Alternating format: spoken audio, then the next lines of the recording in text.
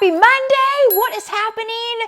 Today, your market update is about a Zillow lawsuit, listings, lending, and what it all means for you. But before I jump in, I want to acknowledge that today is Martin Luther King Jr. Day, a day centered on equality, fairness, and opportunity. Those values matter everywhere, and they absolutely matter in housing and real estate as well. Now, for today's market update, let's get into it. But before we do, shout out to Deandra. Look at this fabulous hair. Hair by Deandra. Okay, the market update is about the lawsuit involving Zillow that you may have heard about, and I want to talk to you about it because it's not just about listings. It also touches on lending, visibility, and how buyers and sellers interact with the real estate market.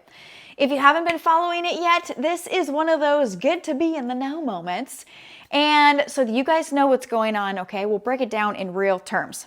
A national brokerage filed an antitrust lawsuit in 2025 that raises concerns about how listings are displayed online and how real estate platforms operate across multiple parts of a transaction, including home search and lending like Zillow Home Loans. The bigger question being asked is about influence. When one platform touches search, exposure, and financing, how does that shape competition and consumer choice? The case is still active. A preliminary hearing wrapped late last year, and right now it's sitting with a judge. We're just waiting.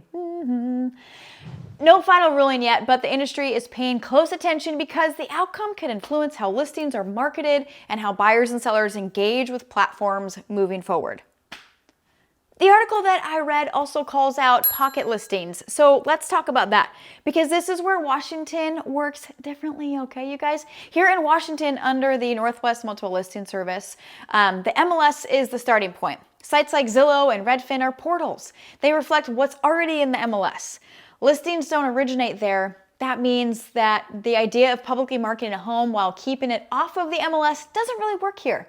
Once a home is publicly marketed, it must be entered into the MLS. So while pocket listings are part of the national conversation and part of what's being debated in these lawsuits, they're much more limited in Washington than in other states. I know. And here is the bigger picture, okay, the bigger takeaway from the article, because this isn't just about one lawsuit. What we're really seeing is a broader shift in real estate. Traditional models are being questioned, and regulators are paying closer attention to how rules are set, who has access, and whether certain policies actually benefit consumers or just promote the status quo. For companies with a lot of market share, platforms, MLSs, large brokerages, there's growing pressure to clearly justify their rules and exclusivity policies and show that they promote competition. At the same time, smaller companies and newer platforms are pushing back and asking whether some of the barriers in real estate are about fairness or about limited innovation. What does that mean for buyers and sellers? It means the industry is evolving. How listings are marketed, how exposure works, how lending options are presented could continue to change.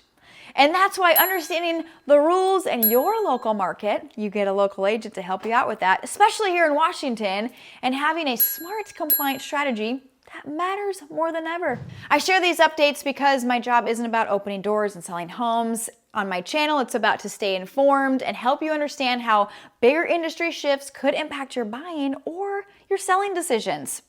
If you haven't heard about the Zillow lawsuit yet, now you're in the loop. You're welcome. And as it progresses, I'll continue to share what actually matters and what, if anything, changes here in Washington.